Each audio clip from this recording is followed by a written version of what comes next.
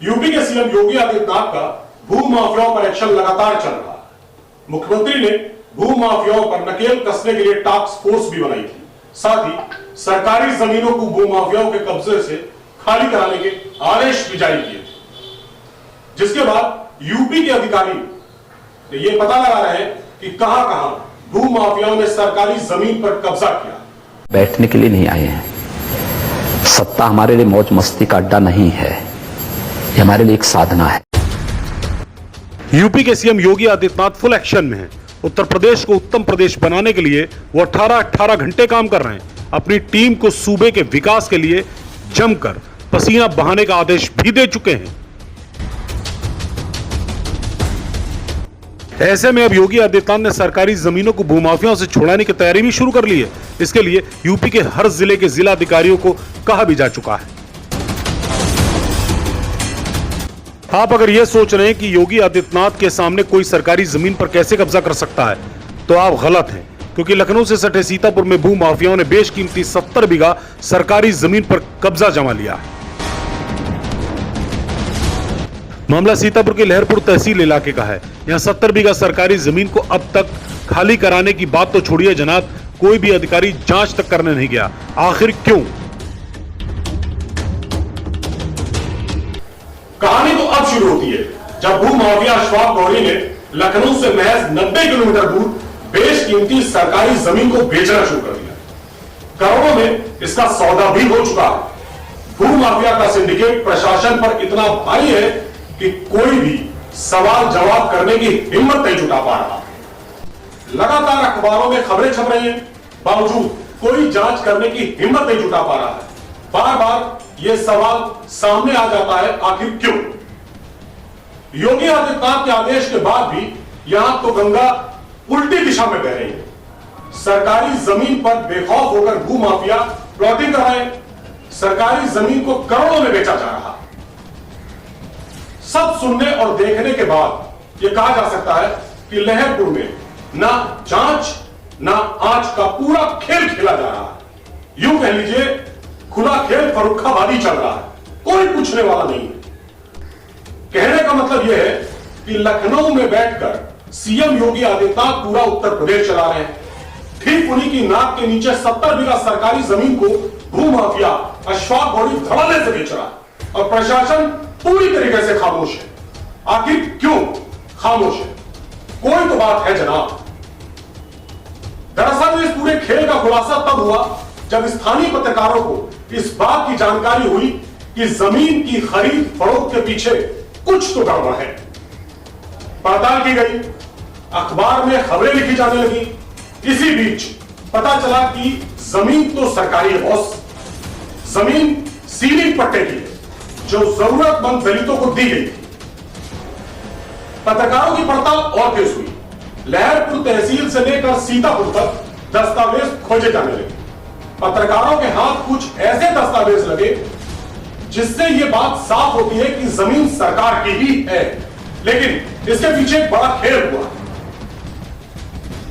यह साफ हुआ कि यहां एक बड़ी रकम लेकर सरकारी दस्तावेजों में बड़े पैमाने पर हेरफेर भी हुआ।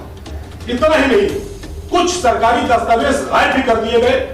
कुछ फाइलें तो आज तक उनका पता नहीं है, कुछ फाइलें तो फाड़ भी दी गई। यानी भू माफिया इतने रसूखदार हैं कि उनके एक इशारे पर सरकारी फाइलें गायब तो कर ही दी गई। यह भी कह सकते हैं कि अधिकारियों ने अपनी नौकरी दांव पर लगा दी।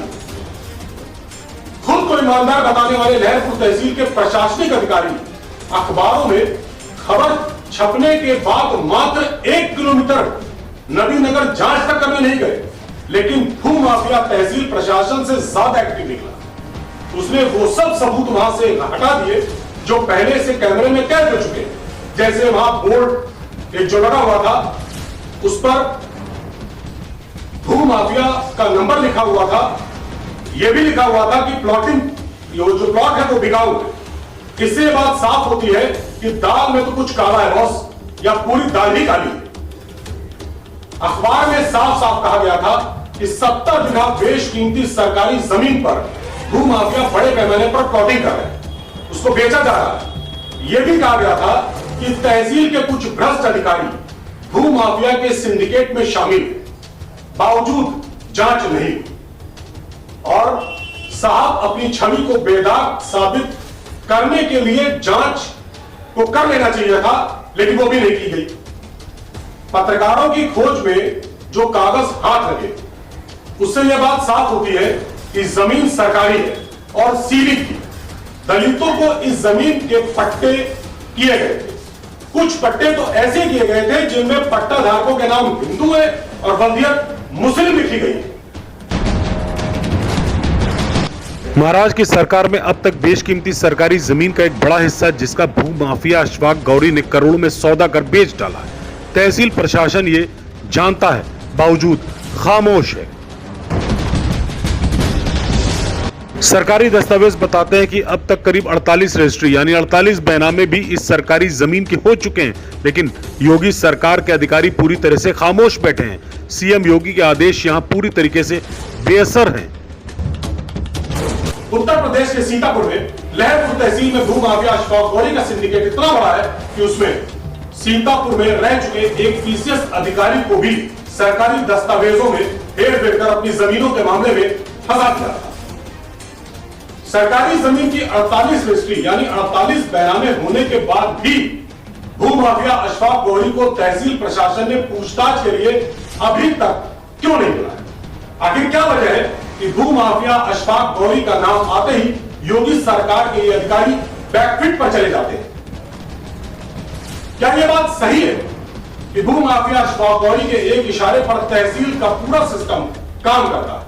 अगर यह झूठ है तो अखबारों में खबर छपने के बाद भी तहसील प्रशासन ने मामले की गंभीरता को क्यों नहीं लिया? क्यों अब तक मामले की जांच नहीं की? खुद को बेदाग ईमानदार बताने वाले तहसील प्रशासन के अधिकारी लहरपुर से हरगांव के बीच नबीनगर में हो रही 70 बीघा बेशकीमती जमीन की जांच करने अब तक क्यों नहीं गए? आखिर क्या वजह रही कि सरकारी जमीन बिकती रही और लहरपुर के ईमानदार अधिकारी खामोश बैठे रहे? जिक्र बार बार होता है 2017 से 2025 तक यानी पिछले 9 सालों में 13 एसडीएम आए और गए। भूमाफिया सरकारी जमीन बेचते रहे। आखिर क्या वजह थी? भूमाफिया के सिंडिकेट को किसी ने भी पूछताछ के लिए नहीं बुलाया। क्या कोई ऐसी ताकत है जो पीछे से इन भूमाफियाओं का पूरा सपोर्ट कर रही है, संरक्षण दे रही है? किस कानून में और किस धारा में यह लिखा है कि दलितों को दी गई सीलिंग की श्रेणी 4 की बेशकीमती करोड़ों की जमीन को श्रेणी 1 में लाया जा सकता? अगर लाया भी गया तो उसको नियम, कायदे और कानून के तहत ही बेचा जा सकता। क्या वो मानक पूरे किए गए? अगर नहीं किए गए तो जमीन सरकारी ही कहलाएगी। भूमाफिया अशफाक गौरी के सिंडिकेट ने जमीन बेचने से पहले ना तो प्रशासन से कोई परमिशन ली, ना ही कोई जानकारी प्रशासन को दी, बल्कि वो सब छुपाया जिसमें उसको करोड़ों का फायदा हुआ। अशफाक गौरी ने बेशकीमती सरकारी जमीन की 48 रजिस्ट्री भी कर दी, यानी उन लोगों के लाखों रुपए भी फंसा दिए जिन लोगों ने अपने खून पसीने की कमाई का एक एक कतरा जोड़ा था, ये सोचकर कि वो एक दिन जमीन खरीद कर अपने सपनों का घर बनाएंगे। लेकिन शायद अब वो सपना सपना ही रह जाएगा। सीतापुर के डीएम अभिषेक आनंद ने मामले की गंभीरता को देखते हुए इस पूरे मामले की जांच के आदेश दिए। लहरपुर तहसील का प्रशासन जांच में जुट गया है। एक एक दस्तावेज खंगाले जा रहे हैं।